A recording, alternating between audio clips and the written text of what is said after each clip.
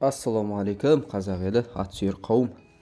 Жылқы малына әртүрлі өсімдік тектес, бидай, арпа, сұлы деген сияқты қосымша тамақ ретінде сәбіз, қант, қызылша берсеңіздер болады. Бірақ ескерте кететін жайт, жылқыны тек өзіңізге үйрету үшін ғана қантты бермесе, әйтпесе қанттың қатты пайдасы жоқ.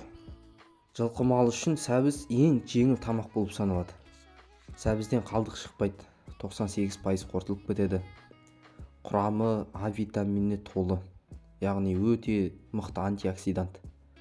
Яғни жылқы малының дене жасушаларының қартаюын тежеп, ағзаны бос радикалдардан қорғайды. Және де сәбіздің құрамында бұлшық еттің тез қайта қалпына келуіне көмектесетін табиғи қант бар. Әсіресе қолда, шаруада пайдаланып жүрген жылқыларға күніне кем дегенде 8 орта көлемді сәбіз қажет. Негізі тәулігіне жылқы 2 килограмм сәбізге дейін жей алады.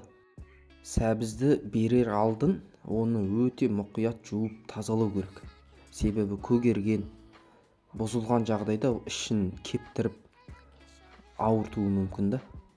Басқа да жемтектес тамақтармен араластырып берсеңіз де болады. Міне видеода көрсетілгендей тай, жабағыларға бір 2-2 сантиметр енді сондай көлемде турап берсеңіздер тіпті жақсы. Өйткені үлкен болып шайнай алмай жатса, көбінде жылқы түкіріп тастайды. Құрметті тыңдарман, видео пайдалы болды деп ойлаймын. Лайк басып, комментарий жазуды ұмытпаңыздар.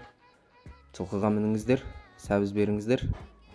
Қолдарыңызға жақсы тез үйренеді. Келесі видеода кездескенше аман сау болыңыздар. Аман сауға сауына